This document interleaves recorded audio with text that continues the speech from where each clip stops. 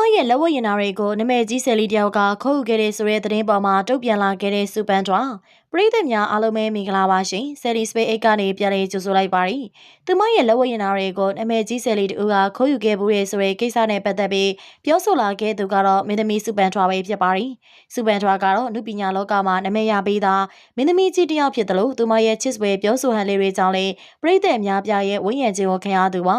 TV ကြောင့်ညာခဲ့ဗီဒီယိုနဲ့ VCD ခစ်တွေမှာထင်ရှားခဲ့တယ်လို့ရုပ်ရှင်စကားတော်တော်များများလည်းပါဝင်ခဲ့ရသူပါ2019ခုနှစ်မှာတရုတ်ဆောင်ဒရိုက်တာနဲ့စီးပွားရေးလုပ်ငန်းရှင်တူဖြစ်သူကိုကကျော်နဲ့လက်ထပ်ခဲ့ပြီးတော့သားတူကိုမွေးဖွားခဲ့သူပါစူပန်ထွာကတော့လက်ရှိချိန်ထိနုပညာလုပ်တွေကိုဆက်လက်လှုပ်ဆောင်နေဆဲဖြစ်တာပါပြီးခဲ့တဲ့လပိုင်းထဲမှာတော့ပွဲစုနေကြနာမည်ကြီးဆယ်လီတယောက်ကလွန်ခဲ့တဲ့10နှစ်15နှစ်ဝန်းကျင်မှာစူပန်ထွာစီယာတန်မိုးကြီးလက်ဝဲနာတွေကိုခုတ်ခဲ့တဲ့အကြောင်းဆိုရှယ်မီဒီယာမှာသတင်းထွက်လာခဲ့တာပါဒါပေမဲ့လည်း SLE ကိုရိုင်းကတော့သူမခုတ်ခဲ့ခြင်းမရှိကြောင်းပြန်လည်ဖြေရှင်းခဲ့တာပါစပါတရားဘက်ကတော့ဒီလိုသတင်းပေါ်မှာဘာမှထုတ်ပြောတာမျိုးမရှိတာကြောင့်ပရိသတ်တွေကအမှန်တရားကိုသိကျင်နေကြတာဖြစ်ပါရီမကြသေးခင်ရက်ပိုင်းကတော့စူပန်ထွာဟာမြိုင်မဟာမင်းမောင်ဆိုတဲ့ဇက်တန်းတွဲတစ်ခုကိုရိုက်ကူးနေကြတာဖြစ်ပါရီဒီဇက်တန်းတွဲထဲမှာတော့စူပန်ထွာဟာမင်းသားစစ်နိုင်တဲ့သူပါဝင်တည်ဆောင်ထားတာပါဒီဇက်ကားထဲမှာတော့စူပန်ထွာဟာအင်္ဂလိပ်ခေတ်ကမြန်မာမျိုးသမီးတွေရဲ့ဝတ်စားစီရင်မှုကိုဝတ်ဆင်ရတာပါလက်ဝတ်ရနာတွေကလည်းစင်ပရက်ရွှေလဲဆွဲလိုမျိုးအရင်ခေတ်တတိကတော့ပုံစံမျိုးဒီဇိုင်းတွေကိုဝတ်ဆင်ရတာပါအဲ့ဇက်ကားလေးရိုက်ကူးရင်းနဲ့မီဒီယာတွေနဲ့အင်တာဗျူးမှာစကားဆက်ဆက်မိနဲ့စူပန်ထွာရဲ့ရတနာပစ္စည်းတွေကိုခုတ်ခံရတဲ့ကိစ္စစီကိုရောက်သွားခဲ့တာပါ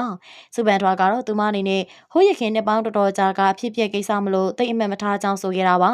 အရင်ကတော့သူမအနေနဲ့ရှူတင်နေမှာလက်ဝဲနာစစ်တွေကိုသာဝစ်ဆင်ခဲ့ကြောင်းပြောခဲ့တာပါရေကင်းတစ်ခုမှဝစ်ဆင်ဖို့လွှဲတာကြောင့်သူမဖွားရဲ့ရွှေစဲချိုကြီးကြီးကိုခဏငားပြီးတော့ယူလာခဲ့မိကြောင်းရေကူးရဲမှာဝစ်ဆင်ခဲ့ပြီးတော့ခိတ္တချွတ်ထားချိန်မှာပျောက်ဆုံးသွားခဲ့ကြောင်းဆိုခဲ့တာပါတန်မိုးကြီးဆွဲချိုကြီးပျောက်သွားတာကြောင့်သူမအနေနဲ့ထူပူပြီးတော့ဘာလို့လုပ်ကန်ရမယ်မသိအောင်ဖြစ်သွားခဲ့တာပါ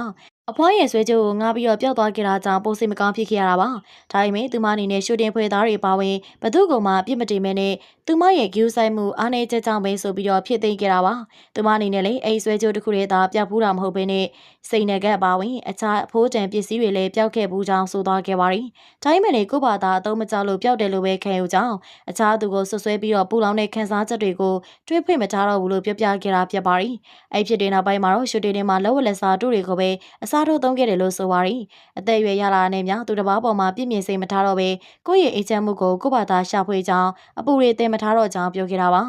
ဒီလိုဆိုခဲ့တာကြောင့်လေစူပန်ထွားအနေနဲ့လွန်ခဲ့တဲ့တိတ်ကဖြစ်ခဲ့တဲ့ပစ္စည်းပြောက်တာတွေခိုးခင်ရတဲ့ပြဿနာတွေတဲ့တရေခမ်းတဲ့ကြောင်းရင်းတွေကိုတီးတီးတိုင်းထုတ်ဖော်ပြောမှာမဟုတ်တော့ပါဘူးပရိသတ်ကြီးအောင်ဆိုရှယ်မီဒီယာမှာပြန့်နေတဲ့နာမည်ကြီးဆယ်လီကစူပန်ထွားရဲ့လက်ဝဲနာကိုခုတ်ခဲ့တဲ့ဆိုတဲ့သတင်းပေါ်မှာဘလို့များထင်မိပါသလဲရှင်ဗီဒီယိုလေးကိုဆုံးထိကြည့်ရှုအားပေးခဲ့ကြတဲ့အတွက်တယောက်ချင်းစီတိုင်းကိုကျေးဇူးတင်ပါတယ်